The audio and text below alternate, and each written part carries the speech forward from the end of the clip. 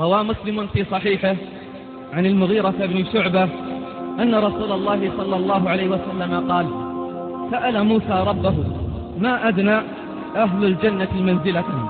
قال الله لموسى: هو رجل يجيء بعدما أدخل أهل الجنة الجنة فيقال له: ادخل الجنة، فيقول: أي ربي، وكيف وقد نزل الناس منازلهم وأخذوا أخذاتهم؟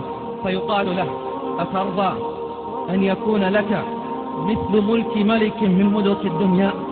فيقول: رضيت ربي. فيقول له: لك ذلك ومثله ومثله ومثله ومثله. فقال في الخامسة: رضيت ربي. فيقول: ولك هذا وعشرة أمثاله، لك هذا وعشرة أمثاله، ولك ما اشتهت نفسك ولذت عينك. فيقول: رضيت ربي. لا إله إلا الله. هذا أدناهم منزلة، فما أعلاهم منزلة؟ قال: أي موسى ربي، فما أعلاهم منزلة؟ قال الله: أولئك الذين أردت كرامتهم بيدي وختمت عليها، فلم تر عين ولم تسمع أذن ولم يخطر على قلب بشر. قال: ومصداقه في كتاب الله عز وجل: فلا تعلم نفس ما أخفي لهم من قرة أعين جزاء بما كانوا يعملون. فماذا كانوا يعملون حتى جزاهم ونظر وجوههم وقال عنهم: وجوه يومئذ ناظرة إلى ربها ناظرة. وقال: وجوه يومئذ مسفرة ضاحكة مستبشرة. فاسمع رعاك الله عن تلك الوجوه. وجوه طالما غسلتها الدموع، وجوه طالما أدلها الخشوع، وجوه ظهر عليها الاصفرار من الجوع، وجوه إذا ذكرت أذعنت وذلت، وجوه ألفت الركوع والسجود فما كلت وما ملت، وجوه توجهت إلى ربها وما نكصت على أعقابها وما تولت، وجوه سارت في الدنيا بين الرجاء والخوف، رجاء دخول الجنان والخوف من النيران. لسان حالهم في دنياهم كما قال ربهم جل في علاه: إنا نخاف من ربنا يوما عبوسا قمطريرا.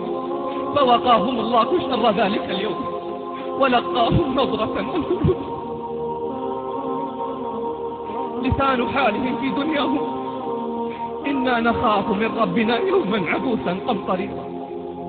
فوقاهم الله شر ذلك اليوم ولقاهم نظرة وسرورا، وجزاهم بما صبروا جنة وحريرا، متكئين فيها على الأرائك لا يرون فيها شمسا ولا زمهريرا، ودانية عليهم ظلالها وذللت قطوفها تذليلا، ويطاف عليهم بآنية من فضة وأكواب كانت قوارير من فضة قدروها تقديرا، ويسقون فيها كأسا كان مزاجها زنجبيلا، عينا فيها تسمى سلسبيلا، ويطوف عليهم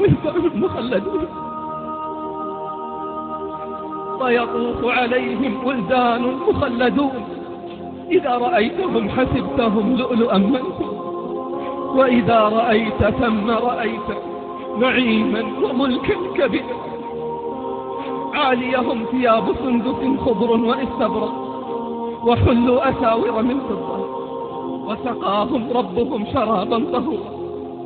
ثم اسمع ماذا قال لهم ربهم: إن هذا كان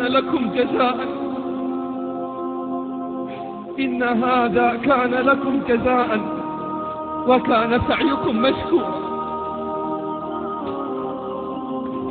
مشكورا إذ صبرتم على طاعتي، سعيكم مشكورا إذ صبرتم عن معصيتي، سعيكم مشكورا إذ صبرتم على الأذى في سبيلي.